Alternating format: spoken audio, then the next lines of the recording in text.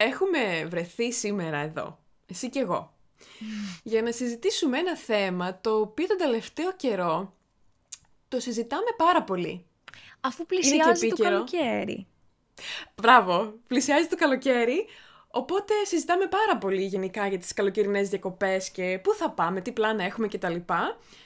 Και κάποια στιγμή αρχίζαμε να συζητάμε και το τι διακοπές κάναμε όταν ήμασταν μικρές. Με τις οικογένειές μας. Και θεωρήσαμε ότι θα είναι πάρα πολύ ωραίο να το μοιραστούμε. Και γενικότερα και με το κοινό. Να κάνουμε μία σύγκριση τύπου πώς ήταν οι διακοπές το 2000 και πώς είναι οι διακοπές 25 χρόνια μετά. Πώς είναι οι διακοπές σήμερα. Ναι, γιατί νομίζω ότι πέρα από το γεγονός ότι πλέον είμαστε ενήλικες και κάνουμε τις δικές μας διακοπές, αλλά νομίζω ότι γενικά το κόνσεπτ, η ιδέα των διακοπών έχει αλλάξει λίγο. Ναι, αρκετά έχει αλλάξει νομίζω. Ναι. Γιατί οπότε κάνουμε μία μετακόμιση, μετακομίζουν οι γονείς μου και ξέρεις, πηγαίνω κι εγώ και ο αδερφός μου και τους βοηθάμε και βρήκα ένα παλιό άλμπουμ με φωτογραφίες από τις διακοπές μας τύπου πρέπει να ήταν καλοκαίρι 2000-2001, κάπου εκεί. Και τις έχω φέρει κιόλας. Γιατί λέω θα ταιριάξουνε με το θέμα, να δούμε και τις φωτογραφίες. Ναι. Αχ, θα είναι πάρα πολύ ωραίο. Έχω φέρει κι εγώ. Θα σας τις δείξω στο tablet, γιατί δεν έχω μαζί μου τις φωτογραφίες καθεαυτές. Αλλά ναι, θέλεις να ξεκινήσεις και να μας πεις, για παράδειγμα, πώς ήταν οι δικές σου διακοπές όταν ήσουν μικρή, τι κάνατε, πού πηγαίνατε κτλ. Ναι, θα σου πω. Εμείς, η αλήθεια είναι ότι δεν πηγαίναμε πολύ μακρινές διακοπές. Δηλαδή σε νησιά ή εξωτερικό όταν ήμουν παιδί. Πηγαίναμε κυρίως σε μέρη που ήταν κοντά στην Πάτρα. Τοπικά. Ναι, τοπικά. 1 ώρα από την Πάτρα, κάπου εκεί. Και εσείς το ίδιο δεν κάνατε? Ναι, ξεκάθαρα. Ναι. Ή χωριό πηγαίναμε μετά? Ναι, στην Κρήτη. Ναι. Ναι, κλασικά, στον παππού και τη γιαγιά. Ακριβώς. Το κάναμε έτσι. Γιατί ο μπαμπάς μου εμένα δούλευε το καλοκαίρι και πηγαίναμε εγώ, η μαμά μου, η αδερφή μου και ο αδερφός μου.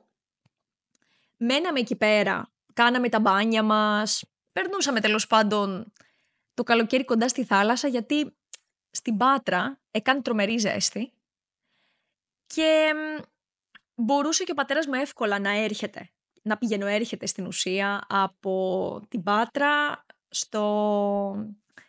στα ενοικιαζόμενα συγκεκριμένα, γιατί δεν πηγαίναμε σε ξενοδοχεία. Και εμείς ενοικιαζόμενα πηγαίναμε. Εντάξει, νομίζω τελικά όλη την ίδια παιδική ηλικία είχαμε.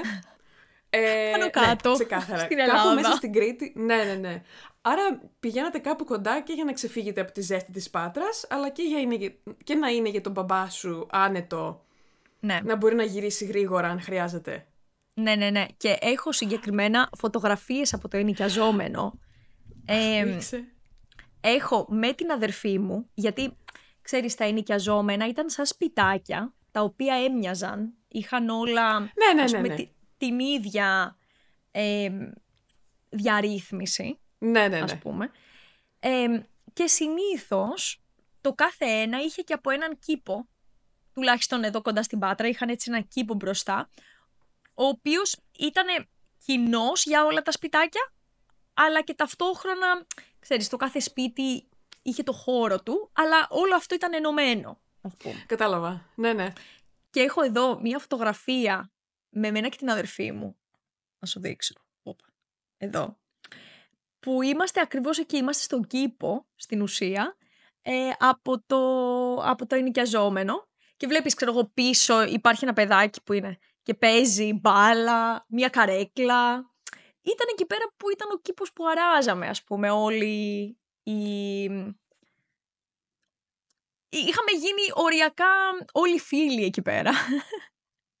Ξεκάθαρα, οι πρώτες παιδικές φιλίες, οι πρώτοι κολλητοί φίλοι, νομίζω ότι είναι πάντα τα παιδιά που γνωρίζεις στις διακοπές και τα οποία δεν θα ξαναδείς ποτέ στη ζωή σου, αλλά για εκείνο το καλοκαίρι είστε οι κολλητοί φίλοι, οι πιο καλοί φίλοι.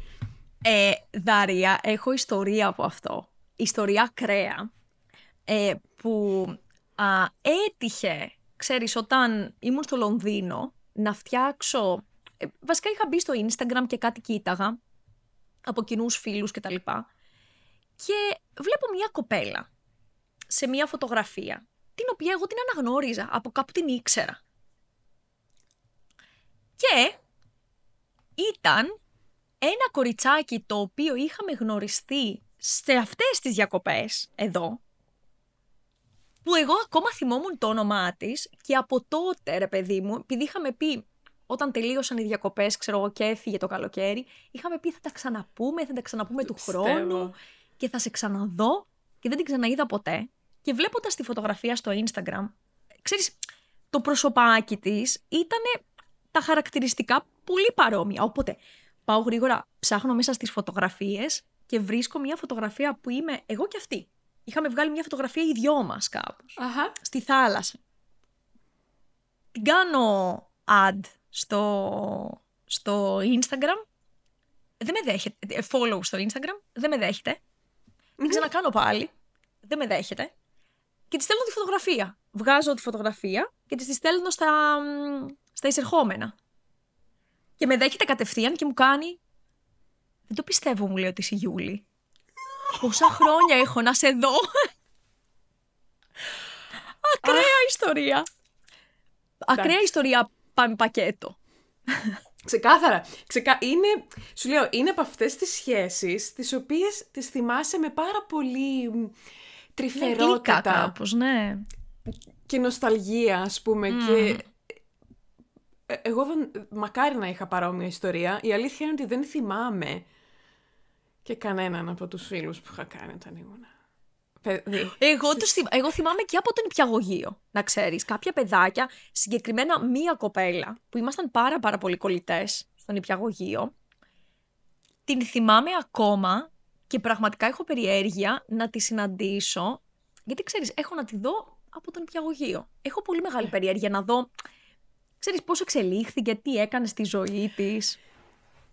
Ναι. Αλλά φαντάζομαι είναι εύκολο πλέον, δηλαδή, να βρεις κάποιον στο Facebook. Κοίτα, είναι και δεν είναι. Δηλαδή, ας πούμε, εγώ για το κοριτσάκι που ήμασταν μαζί στις διακοπές, θυμόμουν μόνο το μικρό της όνομα. Δεν ήξερα επώνυμο.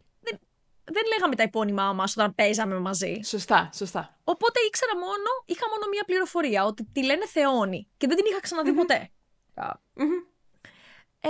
Ναι, και ήταν πάρα πολύ αστείο, γιατί στην ουσία είχαμε κοινές παρέες, αλλά δεν είχε τύχει ποτέ να γνωριστούμε, να βρεθούμε. Ναι. Αλλά στην Πάτρα ερχόταν, σπούδαζε στην Πάτρα, από εκεί την είδα, και είχαμε σαν κοινούς γνωστούς, αλλά δεν είχε τύχει ποτέ, ξέρεις, να τη συναντήσω σε κάποια παρέα ή κάτι τέτοιο. Ναι. Οπότε ναι. Τι γλυκό. Είναι από αυτές τις πολύ μοναδικές ιστορίες και είσαι πάρα πολύ τυχερή που σου την έβγαλε το Instagram. Και... Ναι. Τι γλυκό. Και τώρα συναντιέστε, κάνετε παρέα, μένεις στην Πάτρα. Θα σου πω, είχαμε πάει για καφέ. Τότε που της είχα στείλει τη φωτογραφία, είχαμε πάει για καφέ. Κάποιες φορές, ξέρεις, όποτε ερχόμουν στην Πάτρα, μπορεί να συναντιόμασταν στον δρόμο, γιατί πλέον έμενε στην Πάτρα. Ναι. Μπορεί να συναντιόμασταν στον δρόμο ή κάτι τέτοιο. Και τώρα πρόσφατα, νομίζω, είδα ότι παντρεύτηκε. Και έχει μετακομίσει στην Αθήνα. Οκ. Ναι. Πολύ γλυκό. Πάρα πολύ ωραίο. Κοίταξε, και οι δικές μας διακοπές ήταν πάρα πολύ παρόμοιες. Δηλαδή και εμείς πηγαίναμε μέσα στην Κρήτη κάπου σε κάποιο ενοικιαζόμενο οικογενειακός. Και το πάρα πολύ ενδιαφέρον είναι ότι ήταν κάτι πάρα πολύ φυσιολογικό. Καταλαβαίνεις, ήταν κάτι... Δηλαδή, δεν νιώθαμε ότι μας λείπει κάτι επειδή δεν πάμε π.χ. Διακοπές, δεν ξέρω, στη Μύκονο ή στο εξωτερικό ή... Ναι. Δεν ξέρω, το θεωρούσαμε επειδή ήμασταν παιδιά. Δηλαδή, όταν ήμουν μικρή, ένιωθα ότι εγώ ανυπομονούσα κάθε καλοκαίρι. Γιατί πηγαίναμε και σε διαφορετικά μέρη. Ήτανε πάλι, ξέρεις, ένα ενοικιαζόμενο δίπλα στη θάλασσα, οπότε ουσιαστικά περνάγαμε όλη τη μέρα στη θάλασσα. Ταυτόχρονα ήμουνα και πάρα πολύ τυχερή, γιατί η μαμά μου δούλευε στον τουρισμό. Οπότε από μικρή έχω μια φωτογραφία η οποία είναι πάρα πολύ περιγραφική της παιδικής μου ηλικίας στα καλοκαίρια, η οποία είναι αυτή, δεν ξέρω αν μπορείτε να τη δείτε.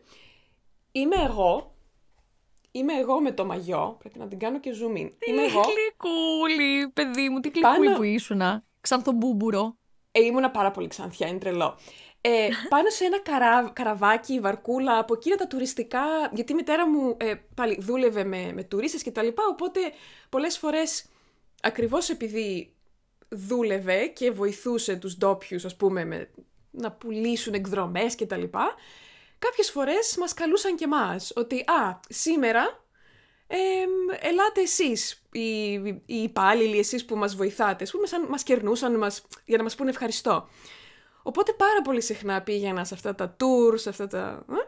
Και το πάρα πολύ αστείο είναι ότι είμαι εγώ και από πίσω είναι η μαμά μου, η οποία μιλάει στο τηλέφωνο, γιατί δούλευε. Δηλαδή, δεν φαίνεται, αλλά είναι...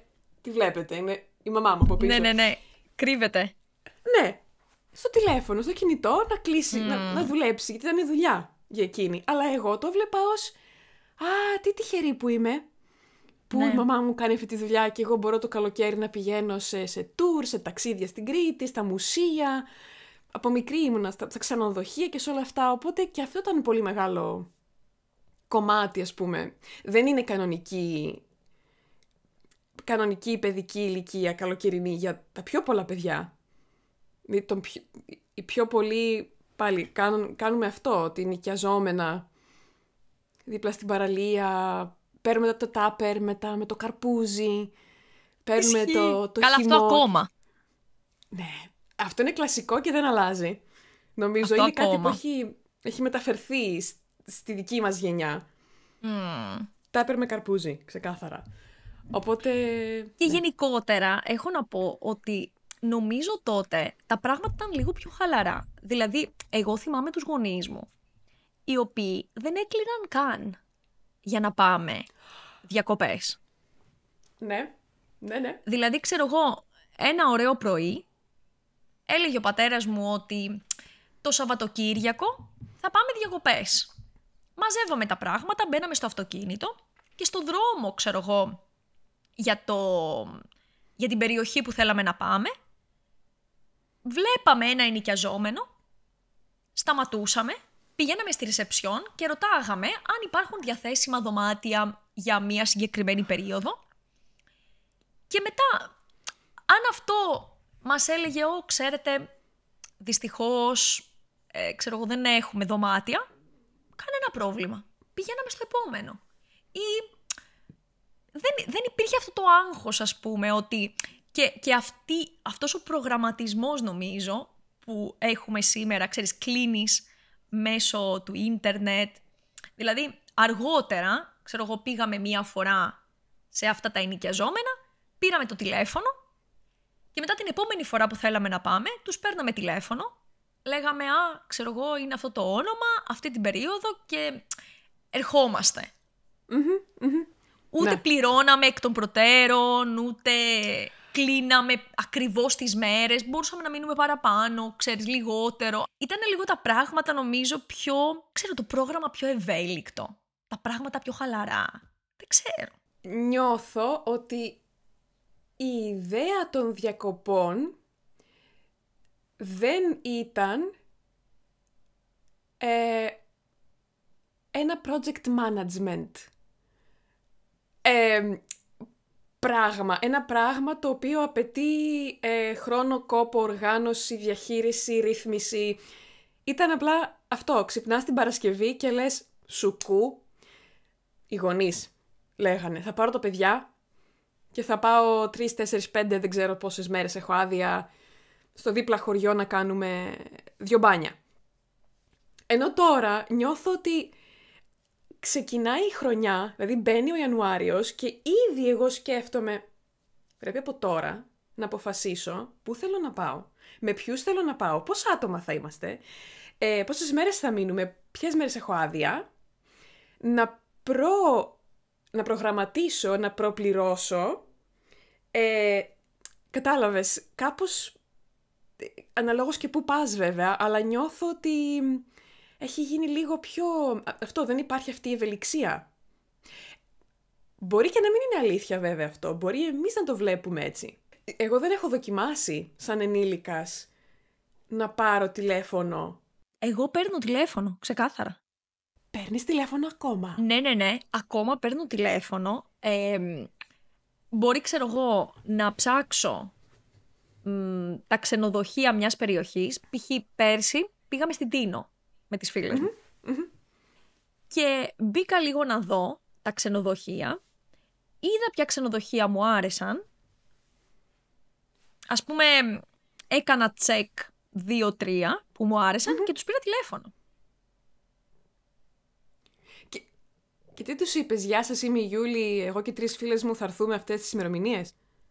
Ναι, τους είπα βασικά ότι αν έχουν διαθέσιμα δωμάτια για τη συγκεκριμένη περίοδο και ότι θα είμαστε 4 φίλες και εάν συνεργάζονται με κάποιο τύπου γραφείο που νοικιάζει αυτοκίνητα, για να νοικιάσουμε και ένα αυτοκίνητο. Και έκλεισα, να ξέρεις. Μέσω τηλεφώνου? Ναι, μέσω τηλεφώνου. Πέρυσι το έκανα αυτό. Να καταλάβεις, δεν μου έχει περάσει από το μυαλό ποτέ, ακριβώς επειδή έχω συνηθίσει τόσο πολύ να μπαίνω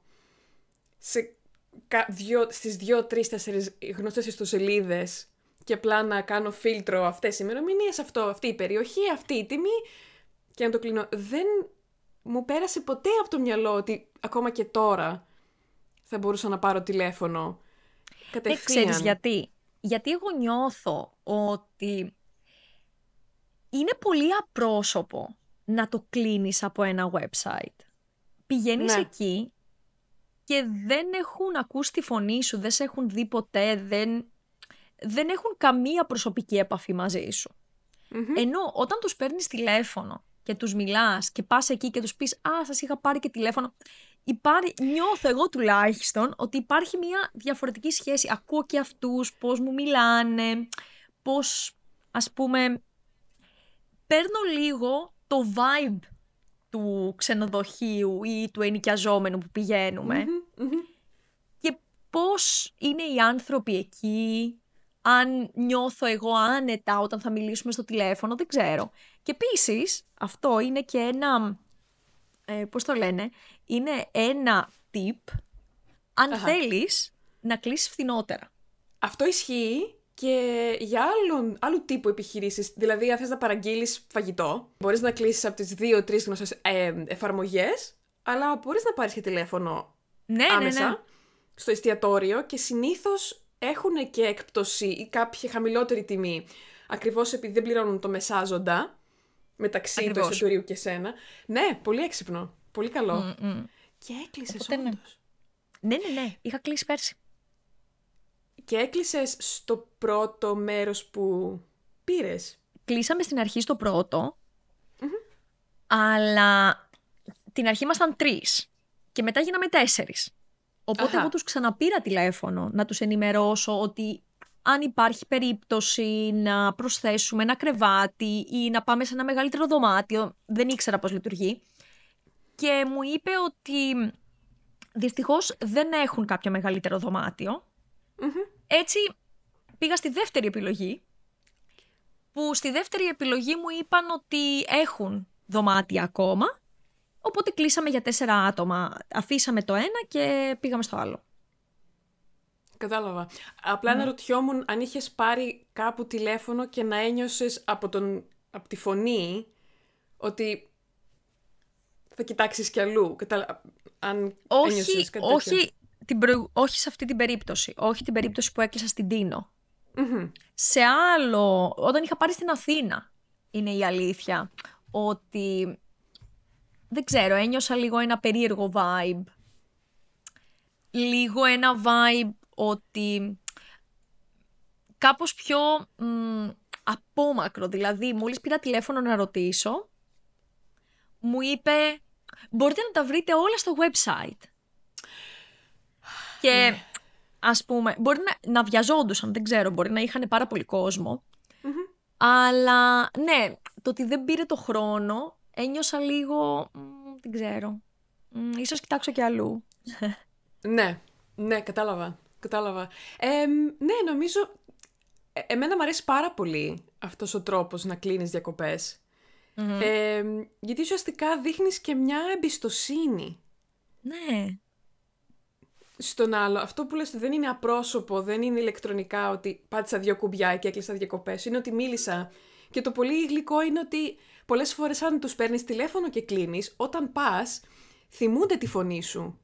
Και σου λένε, εσύ δεν είσαι η Γιούλη που έκλεισες και μου είπες. Και λες, ναι. Άρα αμέσως η σχέση σας γίνεται πιο προσωπική, πιο ζεστή. Ναι, συμφωνώ. Πολύ ωραίο.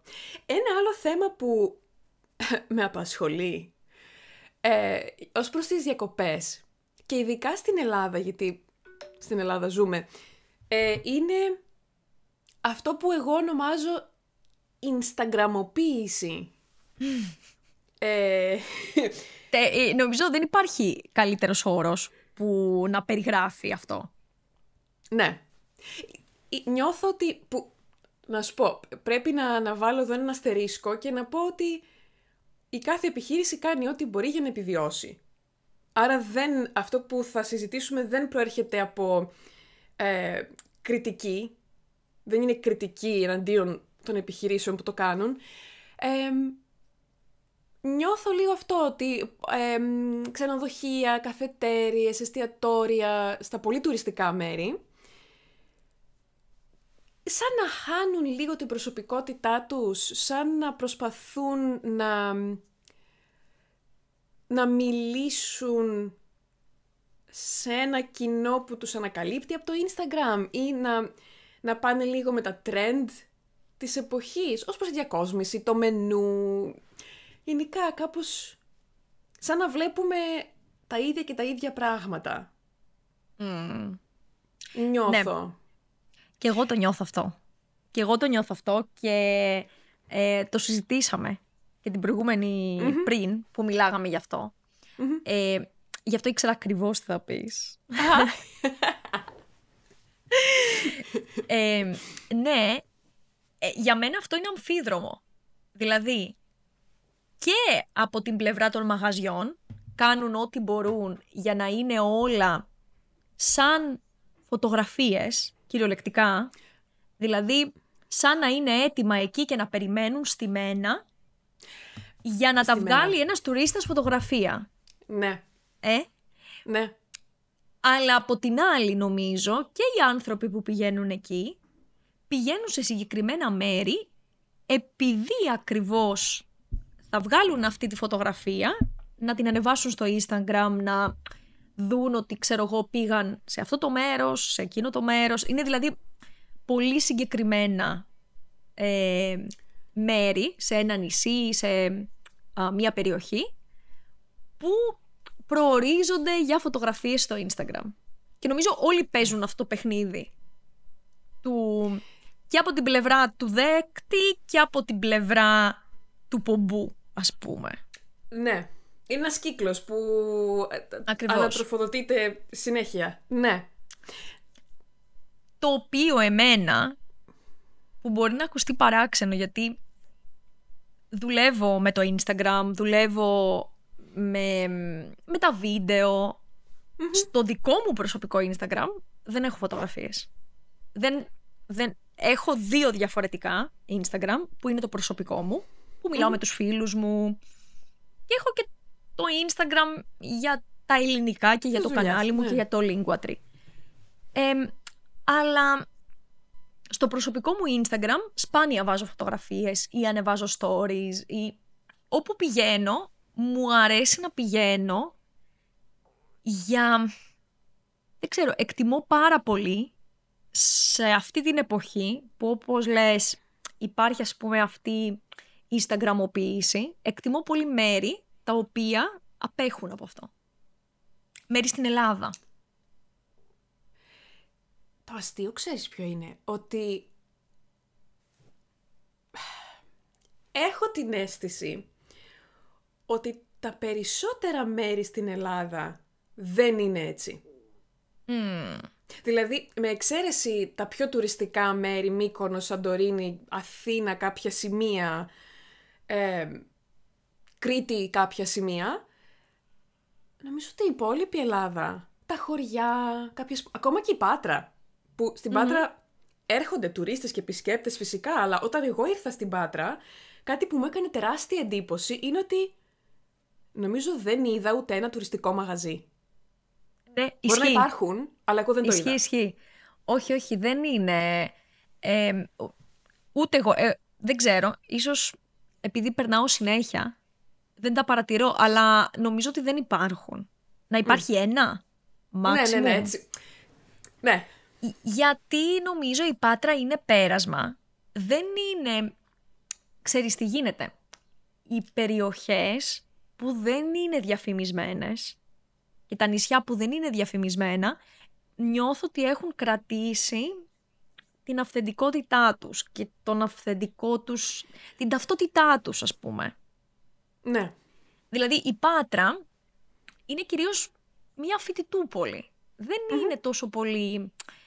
Δεν έρχονται εδώ τουρίστες για να πάνε στην παραλία, για να, δεν ξέρω, βγάλουν φωτογραφία το ηλιοβασίλεμα, που έχουμε πολύ ωραίο ηλιοβασίλεμα, θα πω εγώ, στην Πάτρα. Αλλά είναι λίγο πέρασμα το λιμάνι της Πάτρας για να πάνε στα νησιά του Ιωνίου. Και νομίζω γι' αυτό το λόγο η Πάτρα έχει έτσι διατηρήσει ένα πιο αυθεντικό χαρακτήρα. Ναι. Και η αλήθεια είναι, όταν είχα έρθει, αυτό που είχα σκεφτεί είναι ότι η Πάτρα είναι σαν μια μικρότερη Αθήνα, αρχιτεκτονικά κυρίως, δηλαδή υπήρχαν πάρα πολλά κτίρια που εμένα μου θύμιζαν πολύ παλιά Αθήνα, που λογικό είναι γιατί είναι δίπλα, αλλά χωρίς το χάος, χωρίς αυτή την πάλι Instagramοποίηση, χωρίς αυτή την επιθυμία χωρίς την επιθυμία η Πάτρα να δείξει κάτι παραπάνω από αυτό που είναι. Αυτή είναι η πόλη, μια υπέροχη πόλη, όποιος θέλει να έρθει να τη δει. Κατάλαβες? Ναι. Μ' άρεσε πάρα πολύ, ένιωθα πάρα πολύ ήρεμα στην Πάτρα. Πάρα πολύ, πάρα πολύ. Και μου έκανε πολύ μεγάλη εντύπωση γιατί, ναι, επειδή εγώ μεγάλωσα στο Ηράκλειο, που και το Ηράκλειο είναι πέρασμα, αλλά είναι και ένα μέρος που κάθε καλοκαίρι για μας ήταν πάρα πολύ φυσιολογικό. Όταν ξεκινούσε η σεζόν, η πόλη να γέμιζε λεωφορεία, τουριστικά, group με τουρίστες και πάντα ένας οδηγός με μια ομπρέλα να δείχνει, ας πούμε, και να καθοδηγεί. Δηλαδή, αν είσαι ντόπιος στο Ηράκλειο, το καλοκαίρι είναι πάρα πολύ δύσκολο να περάσεις από το κέντρο, γιατί πρέπει να κάνεις αποφυγή εμποδίων. Δηλαδή, αποφυγή group, ξέρεις, σαν φιδάκι να παίζεις. Ενώ το χειμώνα η πόλη είναι άδεια. Είμαστε εμείς οι 200.000 ντόπιοι. Όλα καλά, κατάλαβες. Εμείς και εμείς. Αναρωτιέμαι, για εσένα υπάρχουν κάποια άλλα μέρη στην Ελλάδα που έχεις επισκεφτεί που νιώθεις το ίδιο? Ναι. Νομίζω και τα χωριά, όλα τα χωριά γενικά, νιώθω ότι δεν έχουν αλλάξει το χαρακτήρα τους, ειδικά στην κεντρική Ελλάδα. Ότι είναι κεντρική Ελλάδα, δεν έχει αλλάξει το χαρακτήρα, δεν έχει αλλοιωθεί ο χαρακτήρας των χωριών, νομίζω. Ναι. Και γενικότερα, κοίτα, θα σου πω, εμένα μου αρέσει να πηγαίνω σε μέρη τα οποία δεν έχουν πολύ κόσμο, δεν έχουν έτσι... Και στα ταξίδια που κάνω, σκέψου, με τους μαθητές, πάλι αυτό ψάχνω. Ψάχνω να βρω μέρη που μπορούν να νιώσουν την Ελλάδα όσο πιο αυθεντικά γίνεται. Ναι, ισχύει. Δεν τους έχεις πάει Μύκονο, Σαντορίνη, Χανιά. Όχι. Δεν τους έχω πάει, η αλήθεια. Είναι προορισμούς πολύ, ας πούμε, γνωστούς. Σε ένα μέρος που πηγαίνω κάθε χρόνο ανελιπώς τα τελευταία 4 χρόνια, όσα χρόνια κάνω τα ταξίδια, είναι η Χίος. Δεν ξέρω, έχω μια ιδιαίτερη σύνδεση με αυτό το νησί, είναι η αλήθεια, από τη στιγμή που πήγα εκεί. Και μίλησα με τον κόσμο, ξέρεις, κάναμε το tour του νησιού, είδαμε διάφορες παραλίες, μέρη. Νιώθω ότι είναι, δεν ξέρω, διαμαντάκι. Και κυρίως, θα σου πω ότι μου αρέσει πάρα πολύ. Εμένα μου αρέσουν τα εισπεριδοειδή γενικά. Φουλ. Πορτοκάλια, λεμόνια. Μανταρίνια. Και η Χίος, μανταρίνια, μπράβο. Και η Χίος έχει παράδοση σε αυτό.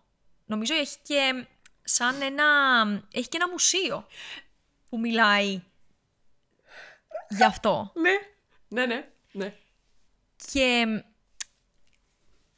ξέρεις, επειδή μου αρέσει αυτό, μου αρέσουν τα αρώματα αυτά, μου αρέσουν, τι να σου πω τώρα, ακόμα και το αγαπημένο μου, ας πούμε, καλοκαιρινό ποτό αναψυκτικό, είναι Earl Grey,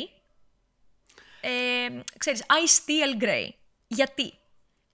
Γιατί μόλις το είχα πρωτοδοκιμάσει το Earl Grey, καλά, είχα τρελαθεί, μου άρεσε πάρα πολύ, δεν καταλάβαινα για ποιο λόγο μου άρεσε. Και μου άρεσε ακριβώς επειδή έχει, νομίζω, περγαμόντο μέσα, κάτι έχει. Ναι. Κάποιο, πώς το λένε, από τα εισπεριδοειδή. Και ναι, η Χίος σε μένα μου έχει κλέψει την καρδιά, πηγαίνω κάθε χρόνο. Εσύ έχεις πάει Χίο? Ποτέ δεν έχω πάει. Ποτέ. Και η αλήθεια θα σε πάω. Θα με πας. Πέρα από τη μαστίχα, την οποία λατρεύω, δεν μπορώ να σου περιγράψω. Νομίζω υπάρχουν 2 είδη ανθρώπων. Εκείνοι που λατρεύουν τη μαστίχα και εκείνοι που συχαίνονται. Για εκείνους που συχαίνονται, καλύτερα, πιο πολύ για μας. Πιο πολύ μαστίχα για μας. Δηλαδή, και τα εσπεριδοειδή.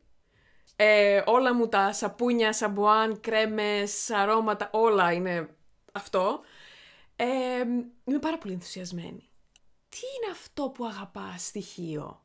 Τι είναι αυτό, πέρα από την αυθεντικότητά της που έχει κρατήσει το χαρακτήρα της, τι είναι αυτό που σ' άγγιξε? Πραγματικά δεν ξέρω. Γιατί όταν αποφασίσαμε να πάμε να κάνουμε το πρώτο ταξίδι με τους μαθητές στη Χίο, με το που πάτησα το πόδι μου στο νησί, ένιωσα σαν το σπίτι μου. Δεν ξέρω αν το έχεις νιώσει αυτό ποτέ. Ξέρω. Δηλαδή να πηγαίνεις σε ένα μέρος και να λες, νιώθω μία σύνδεση. Λες και έχω ξαναζήσει εδώ, δεν ξέρω. Και μετά μόλις τελείωσε το πρώτο trip, ήμουνα τόσο ενθουσιασμένη με τη Χίο και που σκεφτόμουν πραγματικά, είχα αρχίσει να ψάχνω να αγοράσω ένα σπίτι στη Χίο. Λέω, εδώ θέλω να μένω. Να περνάω δηλαδή και το χειμώνα μου εδώ. Δεν ξέρω γιατί. Έχω συνδεθεί πάρα πολύ με αυτό το νησί. Και σου λέω, κάθε χρόνο ανελιπώς, για 4 χρόνια πηγαίνουμε εκεί. Και φέτος θα πάμε μαζί.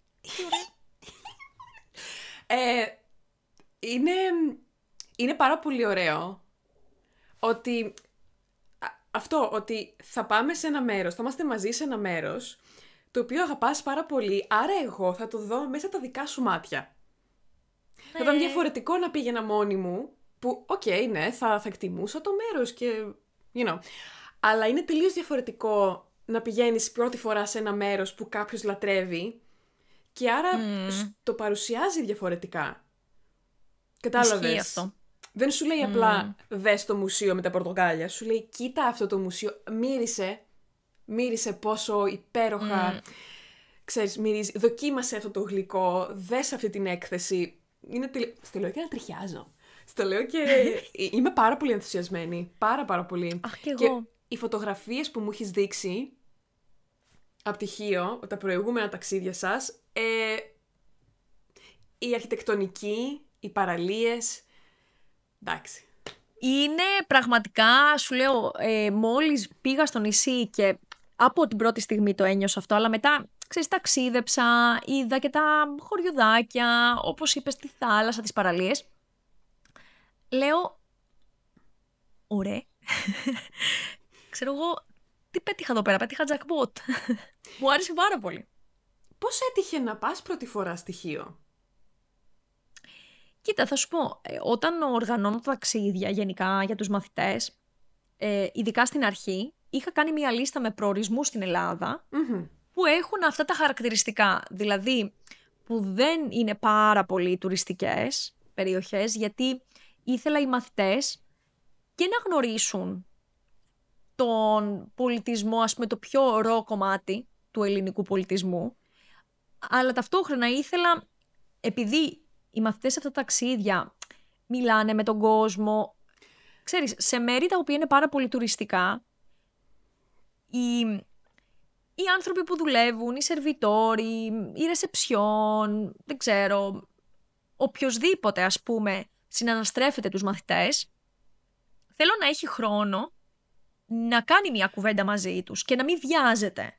Ναι, ας πούμε, να τρέχει να προλάβει, να έχει γεμάτα τραπέζια.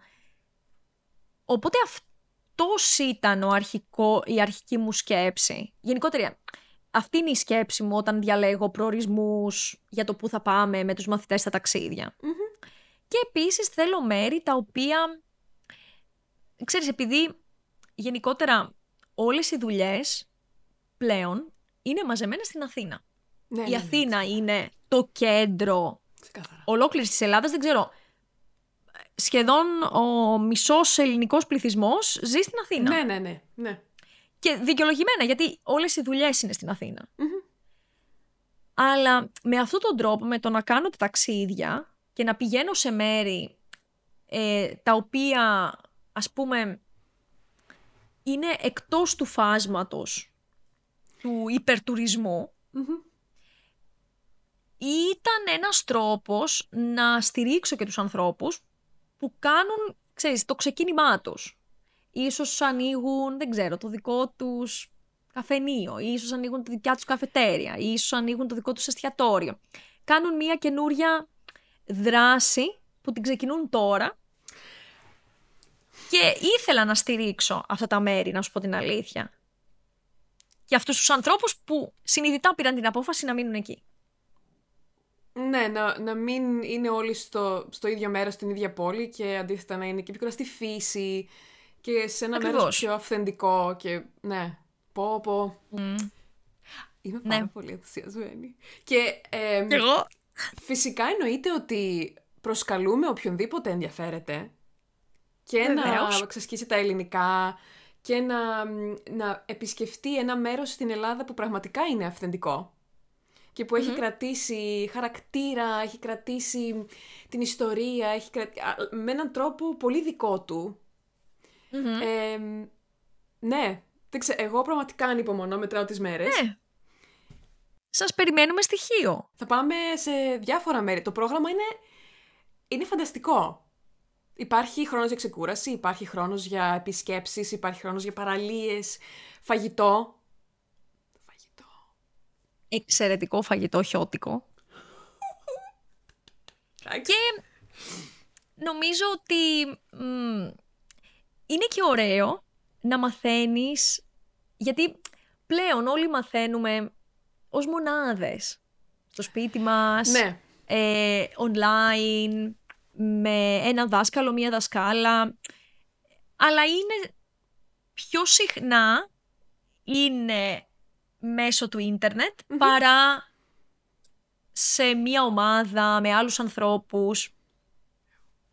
Και νομίζω το να είσαι σε μία ομάδα, τουλάχιστον για μένα ισχύει αυτό, μου δίνει πολύ μεγαλύτερο, δεν ξέρω, πολύ μεγαλύτερη όθηση, κίνητρο. Όθηση, μπράβο, ναι. Κίνητρο, να συνεχίσω να κάνω αυτό που κάνω. Ναι. Και γι' αυτό το λόγο έκανα Ιταλικά μέσω του ίντερνετ και νομίζω στην αρχή αυτού του χρόνου αποφάσισα να πάω σε ένα Ιταλικό φροντιστήριο στην Πάτρα, όπου υπάρχουν και άλλοι μαθητές και είμαστε στο ίδιο επίπεδο και μιλάμε και ξέρεις, ακούς τις απορίες τους,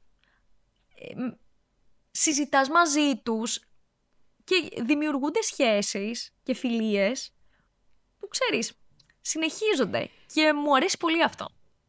Είναι το μόνο πράγμα που θα ήθελα να άλλαζα στη δουλειά μου, είναι να μπορούσα είτε να μαζέψω όλους τους μαθητές μία φορά την εβδομάδα κάπως, να μεταφερθούμε όλοι στο ίδιο μέρος. Αυτό.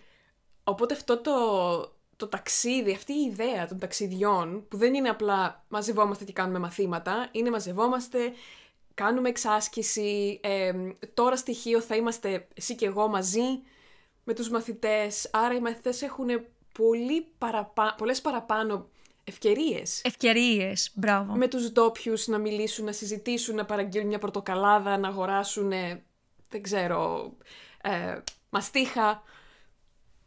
Κατάλαβες. Ακριβώς. Είναι υπέροχο. Ακριβώς. Αυτό που κάνεις είναι υπέροχο και χαίρομαι πάρα πολύ που θα είμαι και εγώ μαζί σας. Και πραγματικά όποιος ενδιαφέρεται, στείλτε μας μήνυμα. Γιατί... Μπορείτε βασικά να δείτε το πρόγραμμα. Θα το έχω στο κουτί της περιγραφής. Και μπορείτε να κάνετε και να συμπληρώσετε τη φόρμα, να κάνετε την αίτησή σας και να έρθετε μαζί μας. Να περάσουμε τέλεια στοιχεία. Θα περάσουμε τέλεια. Θα είναι αξέχαστα. Αυτό το ξέρω. Έτσι πιστεύω κι εγώ. Αυτά. Να έρθείτε. Λοιπόν, σας περιμένουμε, φιλάκια. Ciao.